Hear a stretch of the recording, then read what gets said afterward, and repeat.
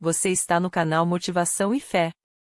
Só em estar aqui demonstra que você é uma pessoa especial e está buscando ser melhor.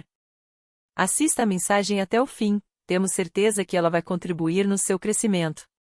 Nos ajude a levar essa mensagem para mais pessoas, inscrevendo-se, comentando e compartilhando.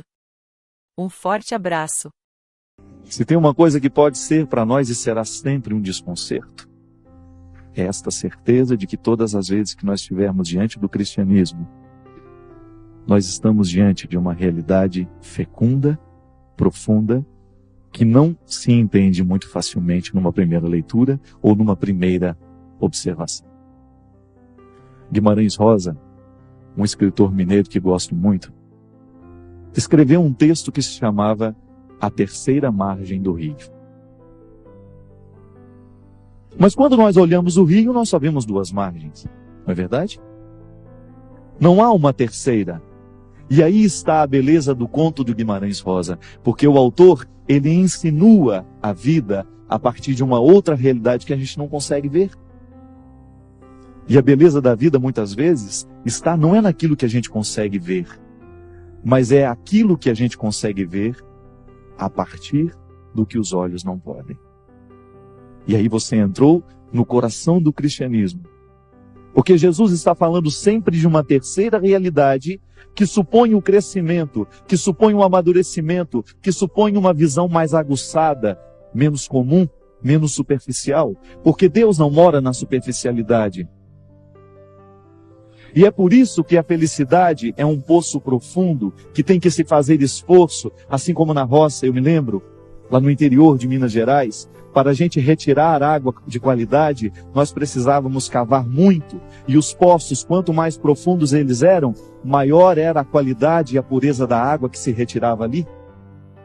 E no momento de retirar a água, o esforço de jogar o balde, de fazer toda aquela força para que a água pudesse vir, quanto mais pesado estava aquilo ali, significava que maior profundidade a água estava sendo retirada.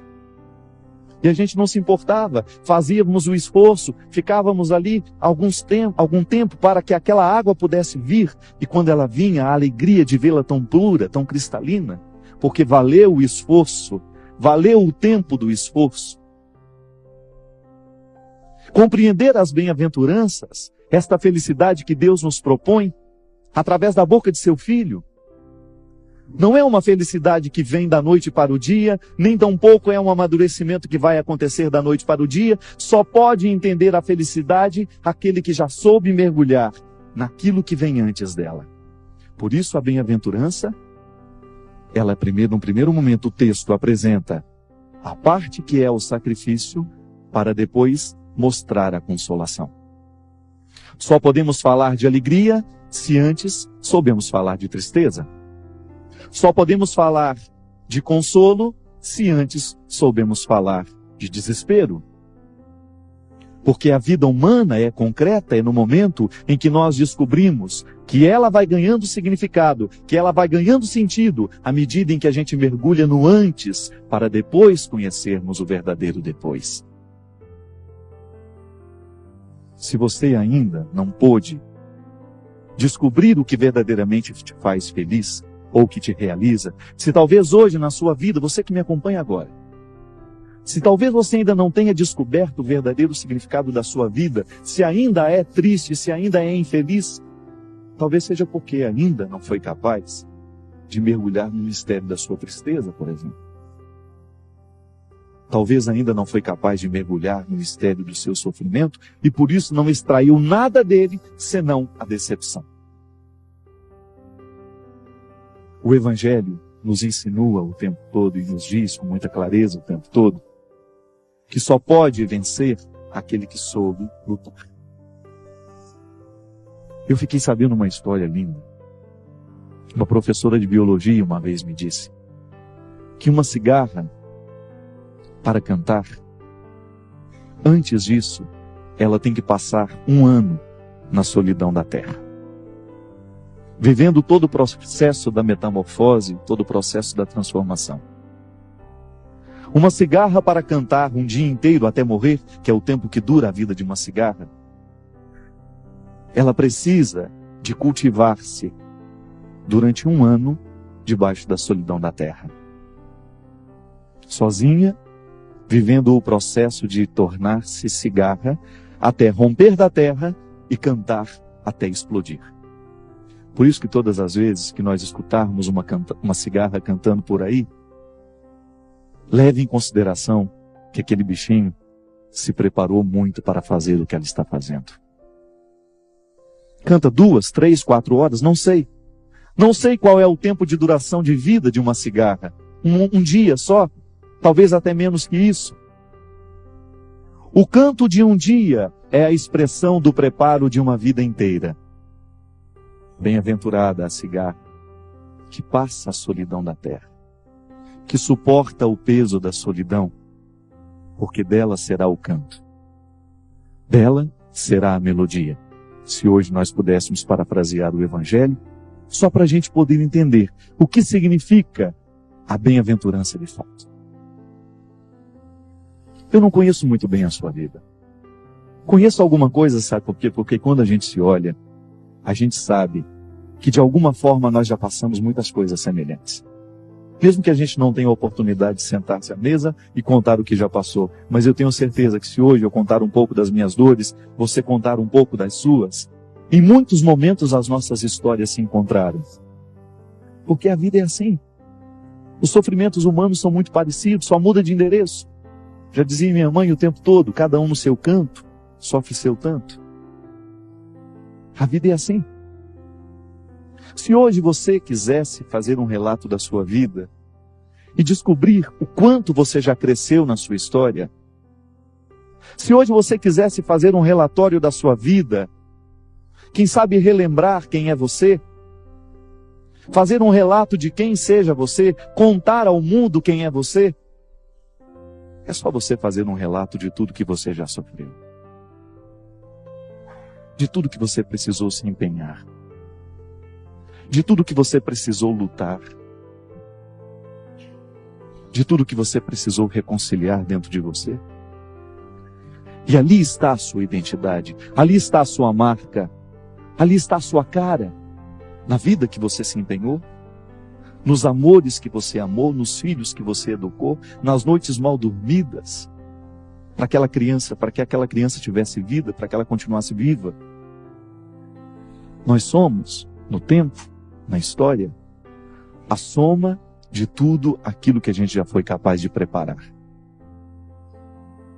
Se hoje você tivesse a oportunidade de dizer quem é você, você não saberia dizer se você não dissesse junto tudo o que já aconteceu, que já lhe marcou, que já lhe definiu, tudo aquilo que você já sofreu, tudo aquilo que você já deixou partir, tudo aquilo que você já sepultou, toda a história de vida que já passou pelos seus dias, pela sua casa, pela sua família, porque não há ser humano concreto fora da experiência do sofrimento.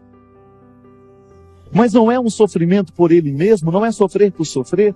E as bem-aventuranças estão mostrando o tempo todo, quando Jesus nos apresenta um jeito de ser homem, um jeito de ser mulher, está mostrando justamente que a vida ela só é possível no momento em que nós conseguimos fazer a equação do sofrimento para vivê-lo na perspectiva da redenção.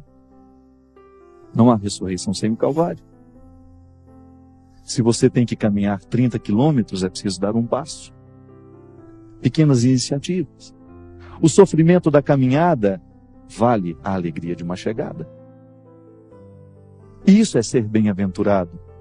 É você ter diante de você a certeza de que esta religião, este Deus que você ama, não quer outra coisa senão colocá-lo nesta caminhada da felicidade, desta realização, desta alegria, que não é uma alegria vã, que não é uma alegria passageira, mas que é feita justamente no momento em que você se dispõe a viver a perspectiva da luta, do empenho. Há também uma história interessante. Dizem que a águia americana, essa águia, que é o símbolo da nação americana, à medida que um tempo vai passando para ela, as unhas vão ficando curvadas, o bico vai ficando curvado, e ela vai perdendo o poder de caça. Vai perdendo o poder de caça justamente porque as garras já não conseguem segurar a presa. O bico já não consegue comer direito. E então, naquele momento, depois de ter vivido um bom tempo da sua vida, ela tem que tomar uma decisão.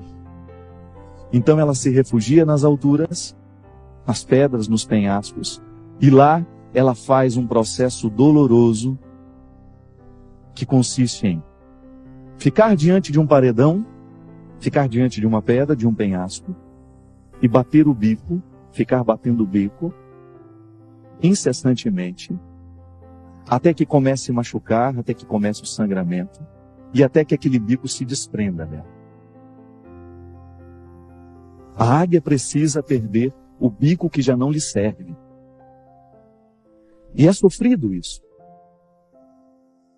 Cai aquele bico e pelo próprio processo da regeneração da natureza, um novo bico vai surgindo.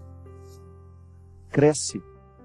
Como se fosse uma criança ali se desenvolvendo de novo. E o processo ainda não terminou. Quando o bico já está novamente crescido, fortalecido, ela começa um processo de arrancar as unhas.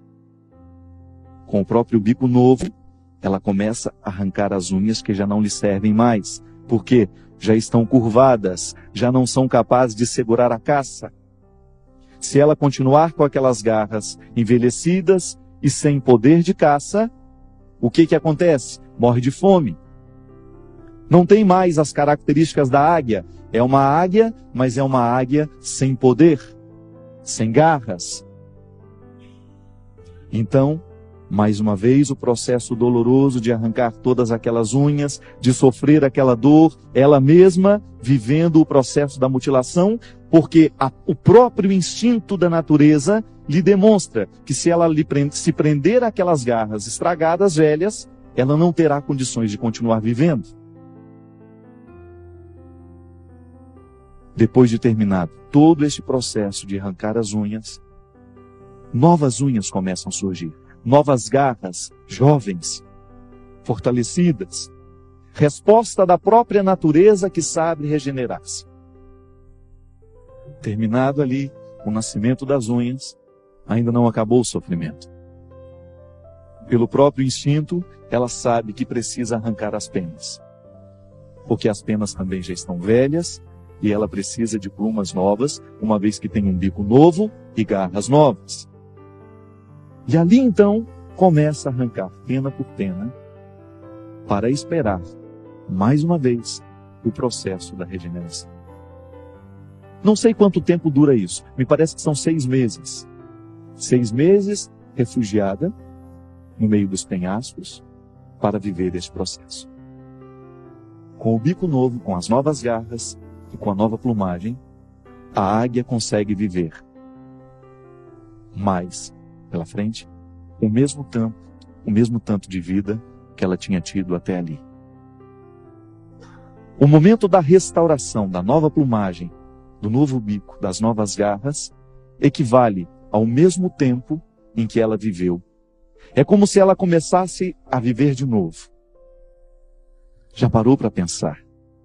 O quanto que a natureza pode ser fértil para nos ajudar a entender o próprio significado das bem-aventuranças?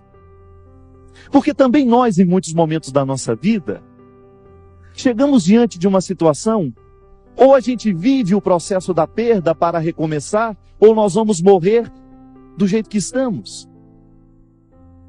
Quando nós não somos capazes de reagir diante da própria vida, quando nós vamos nos entregando aos poucos, quando daqui a pouco a gente já não percebe mais vida em nós, quando a gente se sente orgulhoso por ser águia, mas uma águia sem poder de voo. Águias. O próprio significado da força, da luta, associado ao significado do ser cristão, todo cristão é uma águia em potencial, é capaz de alçar voos, é capaz de vencer os obstáculos. O cristianismo nos fortalece para isso. É dom de Deus em nós. Se nós de fato soubéssemos o significado do que significa ser cristão, o que significa verdadeiramente ser cristão no mundo de hoje, nós descobriríamos o essencial da vida e saberíamos que há um poder de transformação em nós que ninguém seguraria o mundo por força dos cristãos. Mas nós ainda vivemos rastejando e ciscando como se fôssemos galinhas e galos. Somos águias em potencial, mas vivemos como se fôssemos galinhas nos quintais, nos terreiros. Sabe por quê? Ainda não tivemos a coragem de encarar o sofrimento de verdade. Eu vejo, minha gente, como padre o tempo todo estou acompanhando, estou esbarrando no sofrimento das pessoas. Há duas formas de nós encararmos o sofrimento, há duas formas de nós encararmos a dificuldade. Ou encaramos de frente para vencer, e aí assumimos o sofrimento da luta de vencer aquela hora, assim como a águia é capaz de vencer o sofrimento de retirar as unhas velhas, o bico velho, trocar a plumagem, ou então nós vamos ficar lamentando a vida inteira que não sabemos e já não conseguimos mais caçar. Ou enfrentamos o sofrimento da redenção. Esse sofrimento que transforma é aquele sofrimento da decisão diária, de você acordar e decidir, hoje Deus me quer de pé, hoje Deus me quer vivo, hoje Deus me quer lutando. Ou então nós vamos nos sucumbindo cada dia mais e vamos nos tornando apáticos, vamos nos tornando sem vida, achando que somos águias, quando na verdade nós só temos a aparência de águia, mas ainda não estamos transformados pelo poder da restauração que a vida pede de nós. Ainda não descobrimos a força que há no específico do que Deus pede de nós. Seja bem-aventurado. Quando Deus fala, através de seu Filho Jesus, a expressão bem-aventurado, Ele não está dizendo outra coisa senão bem encaminhado. Bem encaminhado é você que está vivendo o sofrimento do jeito certo. Que não jogou para cima, mas que está assumindo ele no seu dia a dia, numa perspectiva de redenção. Mas está vivendo a vida com todas as dificuldades que ela tem, porque você descobriu que você tem uma religião que não é uma religião de fracassados e que não é uma religião que promete felicidade fácil. Se nós podemos falar de receita de felicidade cristã, as bem-aventuranças estão aqui para demonstrar que só podemos chegar à beleza do depois se soubermos viver a renúncia, o sacrifício, a luta do agora. Você experimenta isso na sua vida? Quantos jovens hoje, por exemplo, que estão vivendo a grande dificuldade do vestibular, não passa. Não é porque agora o vestibular está se apresentando como um monstro.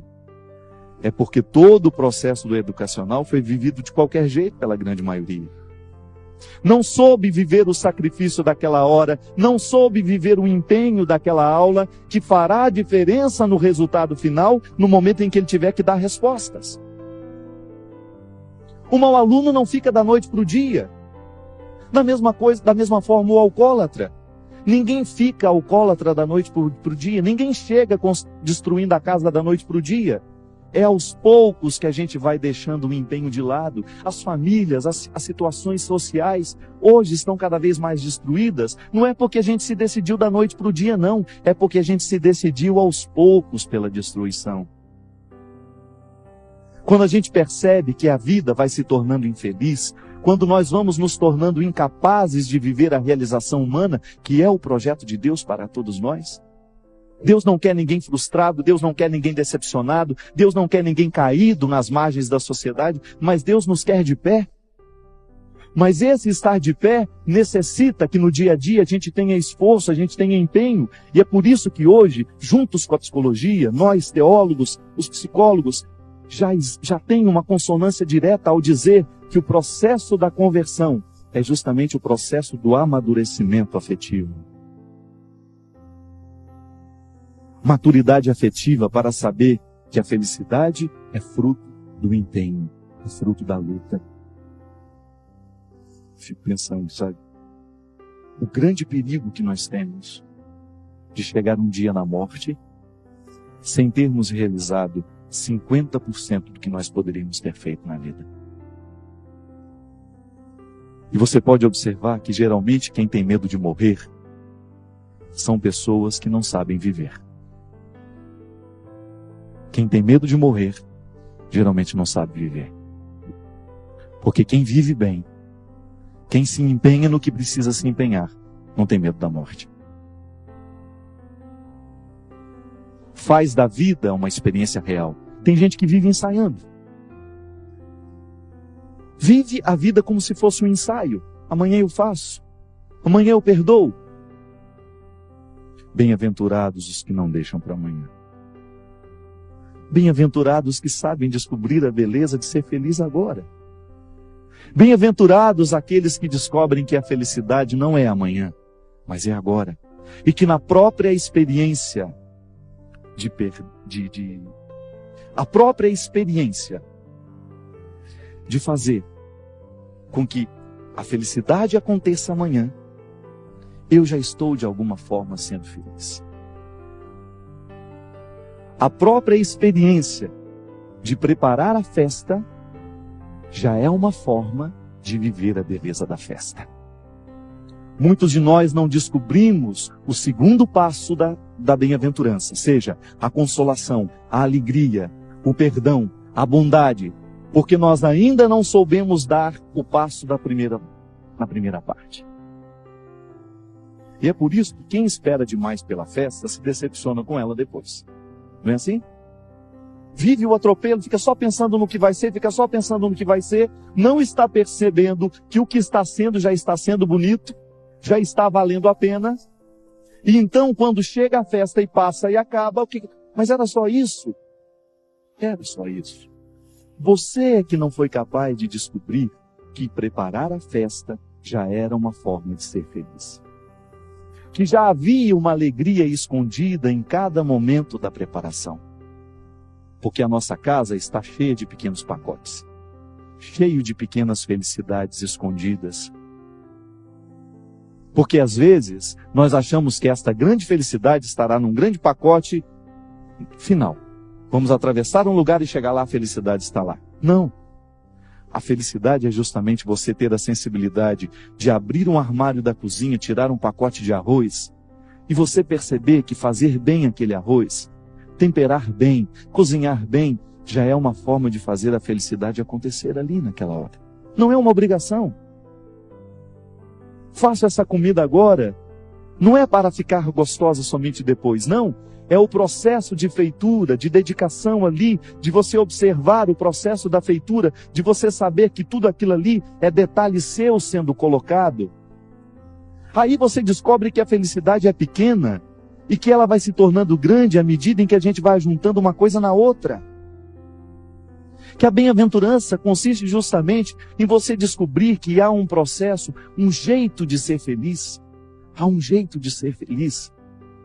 Não é uma receita mágica, mas é a atitude de cada hora, é a atitude de cada momento. Você se empenha para conseguir um resultado final. O atleta, por exemplo, o que diferencia um atleta medalha de ouro do medalha de prata? Às vezes, minha gente, 5 segundos, milésimos de segundos. Chegou à frente por uma diferença de milésimos de segundos. E sabe o que faz a diferença no final?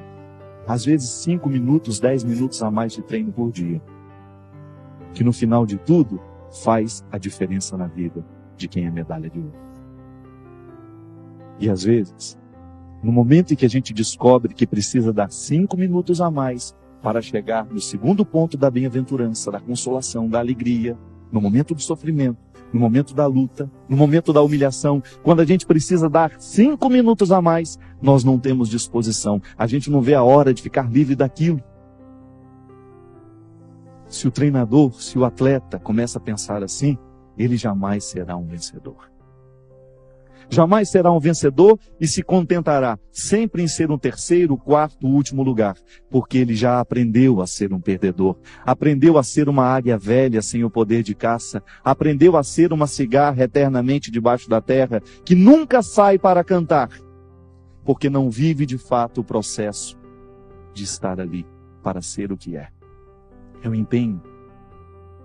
O medalha de ouro é aquele que se desafia. Estou cansado, mas vou treinar mais 5 minutos. Por que isso? 5 minutos hoje, 5 minutos amanhã e depois, farão diferença no meu resultado final. E tem isso diante de si, tem essa consciência de que não pode parar, de que não pode deixar de lutar. Porque a vida, a felicidade, o segundo ponto da bem-aventurança só acontecerá na sua vida se ele souber viver o empenho daquela hora, a dificuldade daquele momento, se souber sorver com todas as forças aquele momento que está lhe batendo a porta, aquele desafio que precisa ser vencido. Porque há muitos de nós que precisa cair o bico e fica só olhando para o penhasco. Meu Deus, preciso começar a bater esse bico nesse penhasco. Vou começar amanhã.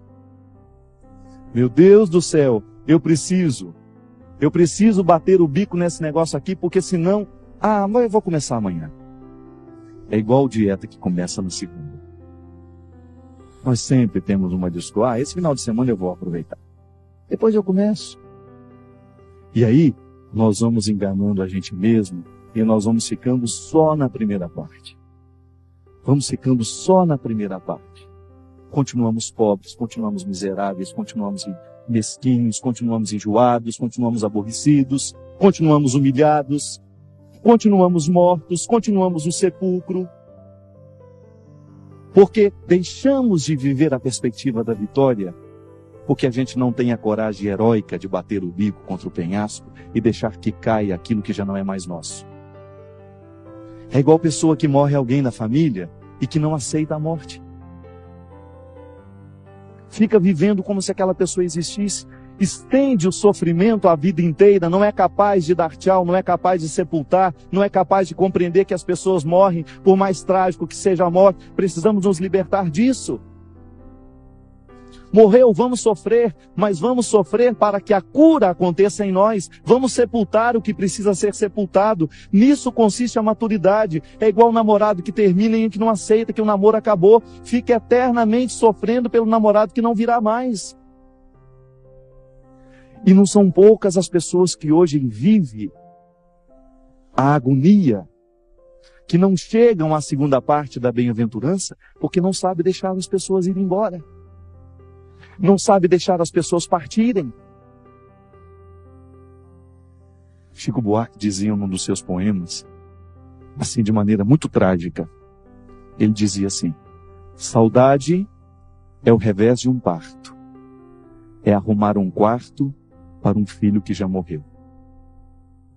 Saudade é o revés de um parto, é arrumar um quarto para um filho que já morreu. Olha que coisa mais triste. Fazer da vida uma eterna espera de quem já não volta. E quem espera por aquilo que não é possível, já está sendo infeliz nas pequenas partes. Porque o bonito da vida é a gente descobrir, não deu certo, mas agora a gente pode ir além. E é justamente o específico do cristianismo em nós, quando você descobre que Deus não é esta presença que fica nos apontando para o que não deu certo. Eu tenho uma graça e alegria de dizer que eu sou padre do coração de Jesus e que o coração de Jesus não tem outra coisa para dizer aos outros, àqueles que estão comigo, a mim todos os dias, senão isso. Deus não é alguém que fica parado na história da vida apontando para aquilo que não deu certo. Quem gosta de apontar para o que não deu certo são as pessoas infelizes. Quem gosta de apontar para aquilo que já não deu certo são aquelas pessoas mesquinhas, e nós estamos cheios de gente assim do nosso lado. Quantas vezes a gente não é assim na vida do outro? A gente não abre a boca para mostrar que está bom, a gente só abre a boca para mostrar que está ruim. Quantas vezes nós fazemos na nossa vida isso, uma constante recordação para o outro de que ele não presta? E a gente se sente evangelizador assim, mostrando que o outro não presta. E a gente olha para as bem-aventuranças e descobre que a gente só tem o direito de apontar para o que não presta, a primeira parte da bem-aventurança, se nós somos capazes de apontar para o valor a que ela se remete. Só pode apontar a pobreza do outro se você tem uma riqueza para apresentar para ele. Senão, o seu dedo acusador não serve para nada. Ele não faz diferença na vida do outro. O diabo, o demônio, essa força contrária que se opõe a Deus, que está presente em nós o tempo todo, nas nossas relações, forças demoníacas o tempo todo dentro de nós. Eu não gosto de imaginar o diabo como um homem chifrudo, não. Apontando, não. Sabe como que eu gosto de pensar o diabo? E que eu acho que é um jeito mais saudável de pensar? Quando a gente é mal nas pequenas coisas. Quando o outro constrói uma relação de maldade só para enganar. Isso é demoníaco em nós. É como se o mal estivesse aqui e eu tomasse uma parte dele e falasse, eu agora quero ser mal também. Eu estender a mão em direção à maldade e dizer, venha para mim. Isso é demoníaco, isso é o diabo. E o diabo, essa força contrária, é aquele que fica parado nas esquinas da vida, nas portas das nossas casas, dentro dos corredores das nossas casas, para dizer assim, olha ali o que você fez de errado. Você não tem vergonha, não? Deveria se envergonhar. Só mostra a primeira parte. Olha o que você não fez. E Deus, ao contrário, sorrindo, satisfeito com a gente. Mesmo que a gente não tenha conseguido fazer certo, Deus, ao contrário de ficar apontando o que não foi feito, ao contrário de ficar apontando o que não deu certo, Ele apenas nos sorri e nos diz, olha o que ainda pode ser feito. Olha a bem-aventurança, olha a felicidade que te espera. Olha a beleza que ainda você não foi capaz de conquistar. Vive esse tempo debaixo da terra agora, de sofrimento, de luta, mas não viva triste não. Já descubra que esta luta, este sofrimento, é redentor na sua história. Perceba que neste momento da sua história, há uma felicidade sendo nutrida. E que você só será capaz de reconhecê-la à medida em que você é capaz de perceber que nesse momento da sua vida, da sua história, há uma dor acontecendo, mas há uma alegria sendo preparada. Só sabe ser feliz quem soube ser, de fato, triste. Não é assim? Só sabe ver o valor da riqueza aquele que verdadeiramente experimentou a pobreza. E é por isso que há um ditado popular que diz muito bem, tudo que vem muito fácil, vai embora muito fácil também. Que não precisou lutar para alcançar.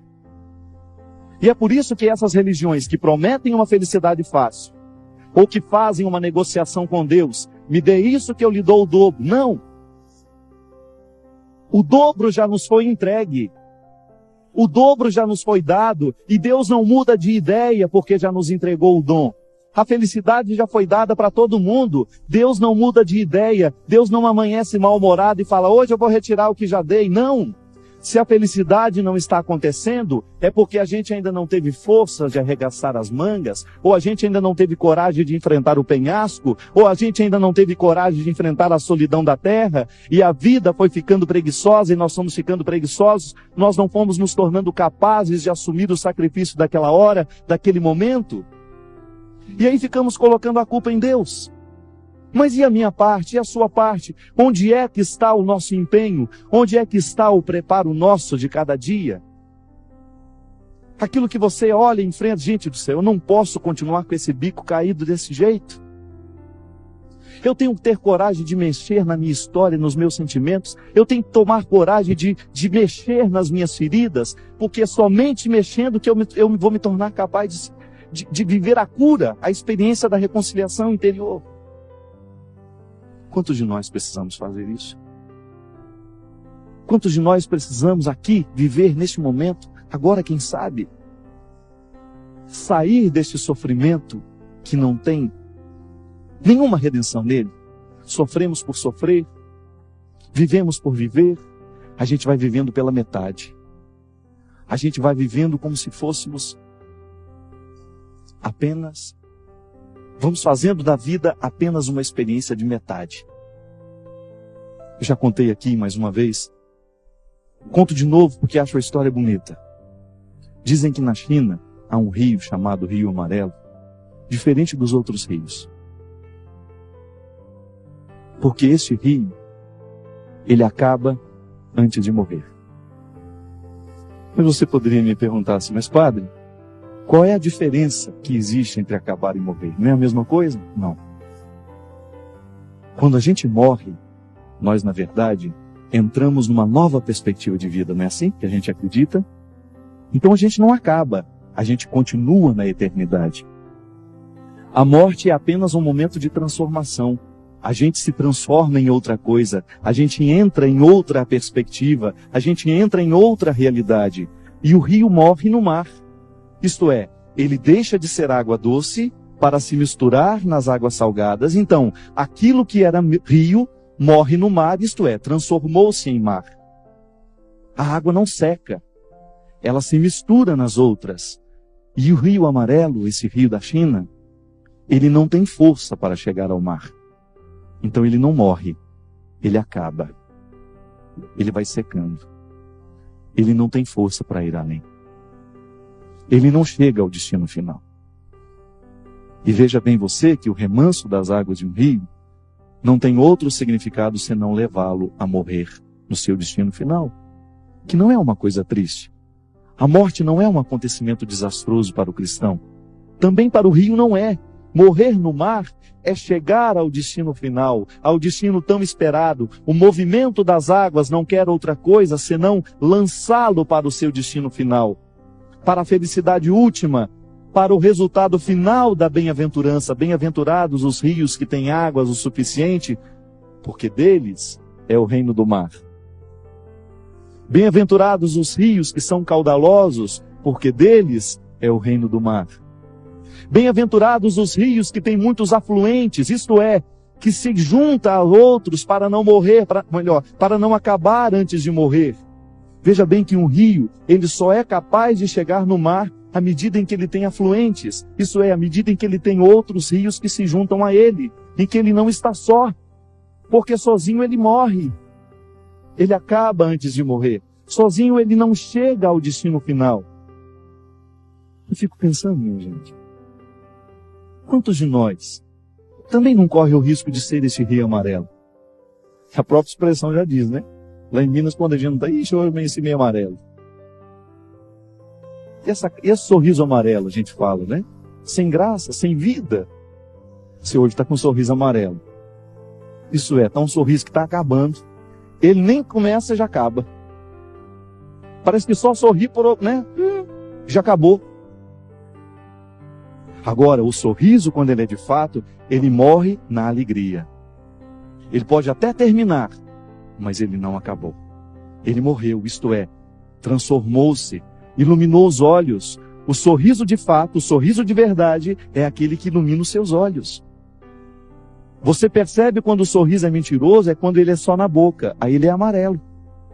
Agora, quando o sorriso é capaz de ultrapassar os limites da boca, ele ilumina os seus olhos. E aí você nem precisa ficar com os dentes reganhados. A gente olha em você e a gente já percebe que há um sorriso nos seus olhos. Eu costumo dizer, uma palavra a gente pode entender errado. Eu tenho todo o direito, você tem todo o direito de dizer assim, Padre Fábio, eu não entendi aquilo que você me disse. Agora você nunca poderá me dizer, Padre Fábio, eu não entendi o jeito como você me olhou. Porque o olhar dispensa as palavras. Quando a gente olha, não é preciso dizer nada. Um olhar não engana. Um sorriso sim. Uma palavra sim. Não há equívoco nos olhares. E por isso, o olhar talvez seja a linguagem dos silenciosos. Daqueles que não precisam dizer muito para comunicar. Você, quando olha para o seu filho, você sabe muito bem o que você está dizendo. Quando você olha para o seu filho, você consegue reconhecer nele o que ele está lhe dizendo. Eu tenho para mim, o Evangelho não diz isso. Mas aquele momento em que Madalena, aquela prostituta, está ali pronta para ser apedrejada, era muito barulho, não dava tempo de ouvir nenhuma palavra. Não tinha condições de ouvir palavras naquele momento em que todos gritavam uma única frase: condena essa mulher. E ela já toda rendida à condenação. Acata que ela merece ser condenada. Eu tenho para mim que naquela hora, Jesus não tem outra forma de interferir na vida daquela mulher senão olhando. Não diz uma palavra. Ele apenas fita os olhos na mulher. E naquele momento estabelece uma comunicação perfeita. E naquele olhar havia uma frase sendo dita, um amor sendo comunicado, um perdão sendo concedido, e um coração entendendo assim: Madalena, o que você está fazendo aí, minha filha? Você não tem o direito de acabar agora. O seu destino é morrer, não é acabar. Render-se a esta condenação é acabar. É você não assumir a perspectiva daquilo que você é você renunciar o direito de ser feliz, é parar na primeira parte da bem-aventurança, é não dar o salto. Madalena, você não nasceu para essa condenação. E então, um único olhar no meio de tantas vozes que condenavam, se torna capaz de reerguer, de levantar-se. Um único olhar é capaz de reerguer alguém que está caído. Porque recorda que ela não nasceu para acabar ali. Que tudo aquilo que ela já foi na vida não importa. Se já foi uma prostituta, não importa. Se não valeu muita coisa na vida, não importa. Porque é para frente que se olha, é para frente que se vê. É a segunda parte da bem-aventurança que nós queremos. Só precisamos passar pela primeira. O desconsolo, a tristeza, o sofrimento, porque precisamos ir além. Precisamos dar o salto, e aquele é o momento em que aquela mulher faz a experiência de ir além. Porque um olhar não encontra. Eu gostaria muito, fundo do meu coração, que hoje esse olhar de Jesus pudesse nos encontrar também. Quem sabe para a gente ter coragem de levantar e não acabar? Quem sabe para uma nova esperança tomar conta do nosso coração? Para que a gente seja capaz de esperar a morte, que é justamente o momento da nossa transformação. Porque sabendo viver, nós certamente saberemos morrer. E o cristianismo é isso. É esta proposta de vida que nos prepara para a morte. Esta felicidade eterna que nós esperamos já pode ser experimentada aqui. Reconciliando aquilo que é contrário dentro de nós, dentro do nosso coração, daquilo que não deu certo, daquilo que não foi capaz de ser corrigido, não importa. Hoje é o tempo. Hoje é a vida. A vida não foi ontem. O que foi ontem já não tem mais poder de decisão sobre nós. Pode até nos influenciar, mas não é decisivo mais, porque já foi, já acabou. Agora, hoje é o dia de ser olhado. Hoje é o dia de descobrir que ainda tem jeito. Hoje é o dia de decidir-se. De quem sabe buscar um afluente. Se você hoje é um rio que está muito sem água, se hoje você não tem muita água para chegar no destino final, busque os afluentes. E é por isso que a comunhão é a tradução também da vida cristã. Só podemos chegar ao final se a gente tem afluentes. Se Deus está ajudando aí através de outros. Se outras pessoas estão entrando na nossa história. Se a gente se segura um no outro, de fato, com responsabilidade, não para apontar o que foi de errado. Há quantos filhos, há quantos casamentos acabando, feito o rio amarelo? Sabe por quê? Porque falta água para fazer levar até o final. E águas são palavras que vão nos ajudando a vencer aos poucos, que vão nos ajudando a superar os obstáculos. Águas são palavras que muitas vezes são dadas e entregues sem nenhuma frase na boca, mas com olhares que nos animam a vencer o primeiro momento da história. Bem-aventurados hoje aqueles que são capazes de buscar os seus afluentes, de buscar uma boa influência na vida, de superar esse momento de dor, de superar esse momento de tristeza e de descobrir que nisso já há uma felicidade. E descobrir que neste desconsolo já há um crescimento a ser alcançado, há uma vida a ser retirada. E que hoje a vida pode ser nova para nós. Que hoje a vida pode acontecer de maneira bonita na nossa história. Porque Jesus está aqui. Jesus é a certeza de que nós ainda temos solução. Jesus é a certeza de que ainda há um jeito para nós. Eu sei que muitas vezes a gente desiste da gente mesmo, né? Eu sei que muitas vezes a gente olha para ele e não tem jeito, não. Esse bico está caído demais. Então não tem problema. Nasce outro. É só ter coragem de arrancá-lo.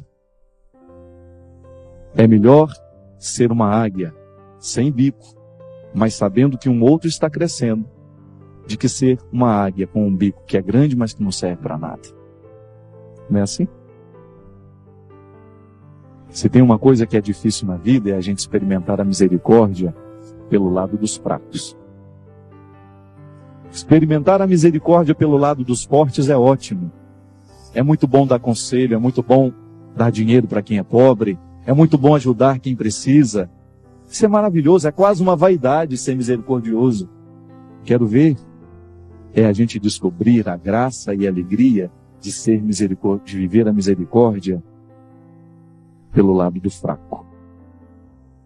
Quando eu tenho que assumir aqui nessa história, eu sou necessitado.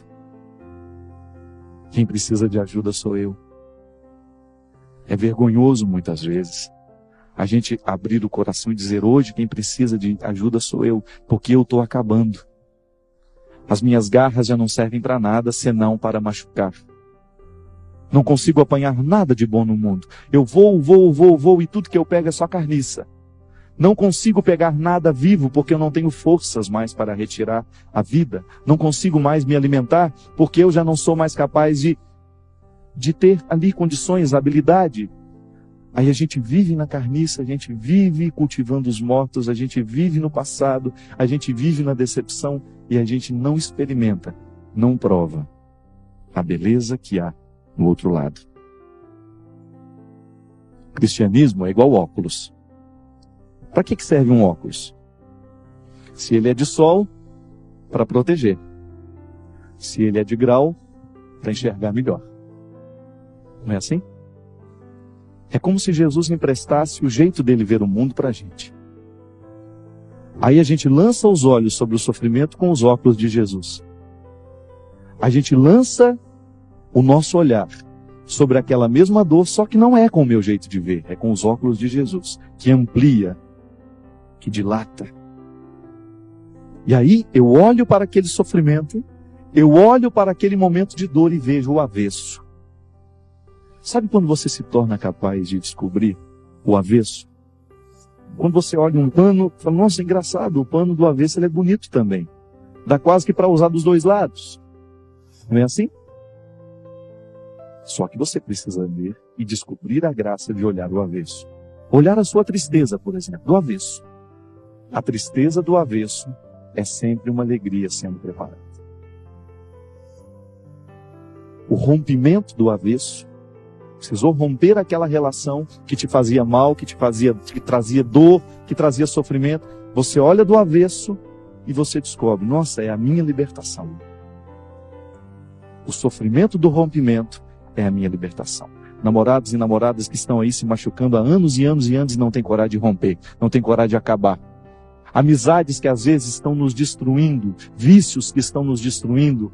Olha do avesso o sofrimento do rompimento e você descobre a sua libertação. Pega as bem-aventuranças e veja do avesso. Veja a humilhação pelo lado do avesso e você descobre a virtude. Olha o seu pecado do avesso e você descobre a graça da virtude que está nele. E aí sim, a gente vai se tornando sábios, porque a gente descobre que há um jeito diferente de enxergar o mundo. Há um jeito diferente de ver aquela mesma história, só que agora com os óculos de Jesus. Antes era desesperador, agora não, porque a gente olha com os óculos de Jesus. É Deus nos emprestando o coração para sentir. Antes era impossível amar aquela pessoa e agora, emprestando o coração de Jesus, se torna mais fácil. Antes era impossível perdoar, mas agora, emprestando o coração de Jesus, se torna mais fácil. Porque o coração de Jesus vai me mexendo, vai me transformando e eu vou me tornando diferente. Porque a transformação vai chegando em mim.